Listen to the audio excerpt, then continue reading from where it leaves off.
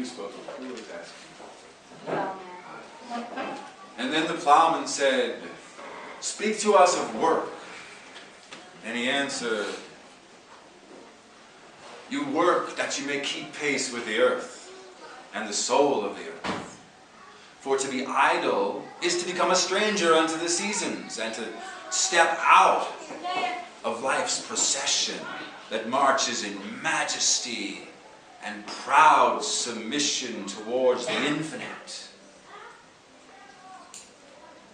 When you work, you are a flute. Whose heart? When you work, you are a flute through whose heart the whispering of the hours turns to music. Which of you would be a reed, dumb and silent, when all else sings together in unison? Always you have been told that work is a curse and labor a misfortune. But I say to you that when you work, you fulfill a part of earth's furthest dream, assigned to you when that dream was born. And in keeping yourself with labor, you are in truth loving life. And to love life through labor is to be intimate with life's inmost secret. But if you in your pain call birth an affliction, and the support of the flesh a curse written upon your brow, then I answer that naught but the sweat of your brow shall wash away that which is written. And you have been told also that life is darkness, and in your weariness you echo what was said by the weary. And I say that life is indeed darkness, save when there is urge. And all urge is blind, save when there is knowledge. And all knowledge is vain, save when there is work. And all work is empty, save when there is love. And when you work with love, you bind yourself to yourself, and to one another, and to God. And what is it to work with love? It is to weave the cloth with threads drawn from your heart, even as if your beloved were to wear that cloth. It is to build a house with affection, even as if your beloved were to dwell in that house. It is to sow seeds with tenderness and reap the harvest with joy, even as if your beloved were to eat the fruit.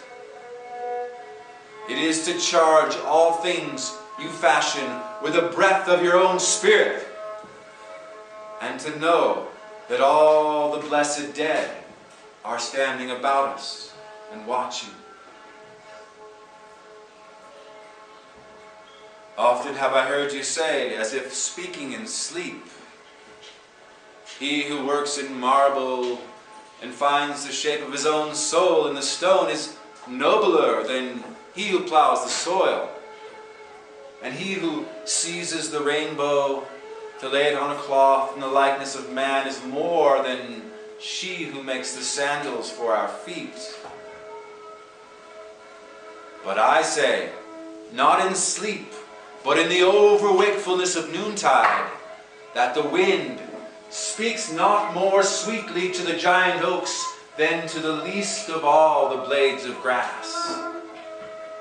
And she alone is great, who turns the voice of the wind into a song made sweeter by her own loving. Work is love made visible.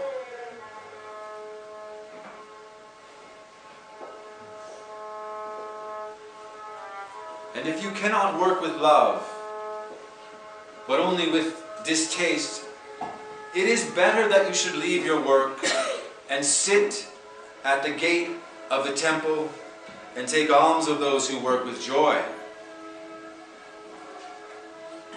For if you bake bread with indifference, you bake a bitter bread that feeds but half man's hunger. And if you grudge the crushing of the grapes, your grudge distills a poison in the wine. And if you sing though as angels, yet love not the singing, you muffle man's ears to the voices of the day and the voices of the night.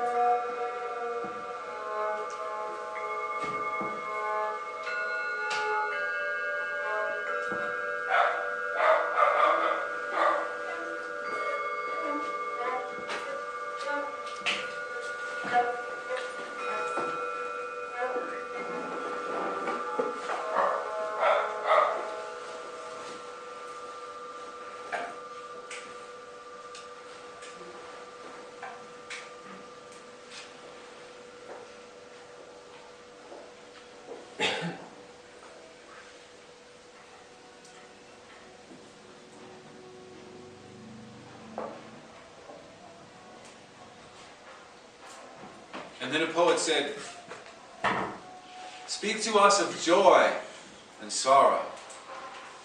And he answered,